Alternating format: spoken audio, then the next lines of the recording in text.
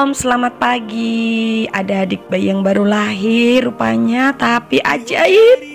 Dia bisa membuka iPad, bisa menggunting tali pusarnya sendiri tanpa kesakitan.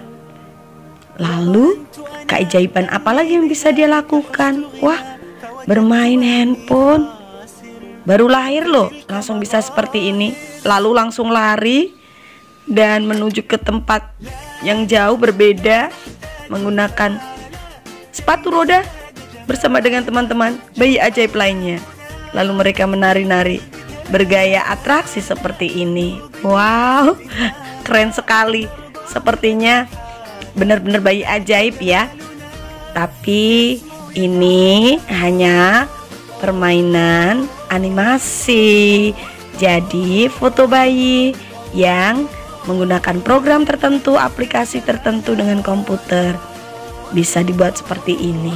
Wih, keren ya. Tapi kenyataannya sih kita belum pernah menemukan bayi yang ajaib. Semua manusia lahir, bertumbuh dari bayi hingga dewasa, semua melewati proses. Tidak langsung bisa lari seperti tadi. Nah, contohnya ketika berusia 2 tahun dia baru bisa bermain seperti ini. Lalu bertambah usia lagi, dia menjadi playgroup, bisa berelasi dengan teman-teman, ngobrol dengan teman-teman dengan bahasa yang sederhana. Naik kelas lagi, jadi anak-anak TK, bermainnya juga berbeda. Lalu TKA, pakai seragam sekolah.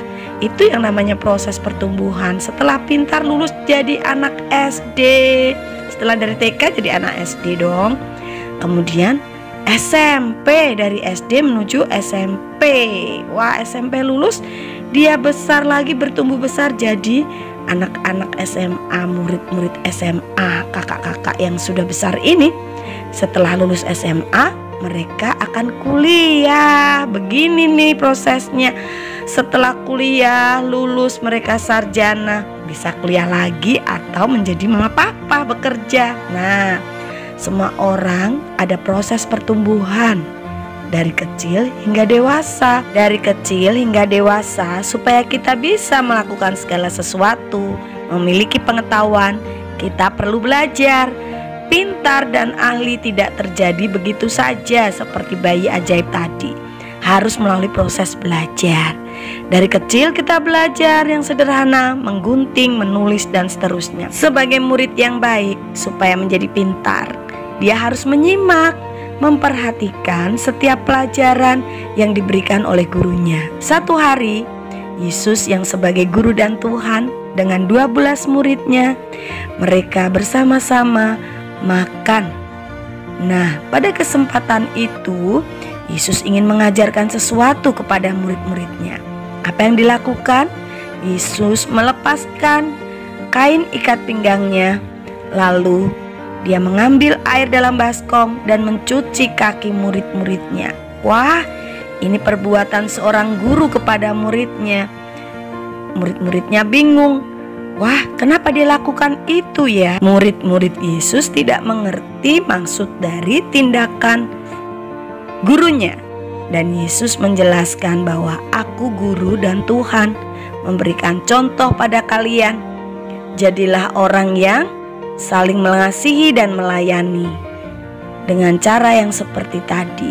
Kasihilah saudaramu, perhatikanlah, layanilah dengan sepenuh hati. Hari itu murid-murid Yesus belajar karena mereka mendengar dan melihat apa yang diperbuat Yesus. Mereka mengerti sekarang bagaimana menjadi seorang murid. Nah, bagaimana dengan kalian?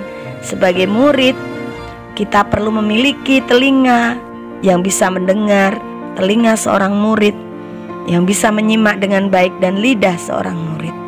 Yesaya 50 ayat 4 berkata, Tuhan Allah telah memberikan kepadaku lidah seorang murid, supaya dengan perkataan aku dapat memberi semangat baru kepada orang yang letih lesu. Setiap pagi yang mempertajam pendengaranku untuk mendengar seperti seorang murid. Apa artinya? Kita sebagai anak-anak Tuhan memiliki lidah seorang murid, berkata-kata seperti guru kita, kata-kata yang baik yang membangkitkan semangat. Memiliki telinga yang bisa mendengar dengan tajam, menyimak setiap perkataan dari guru kita, sehingga kita makin mengerti, menjadi murid yang luar biasa, lebih luar biasa dari guru-guru kita. Jadilah murid yang baik. God bless you.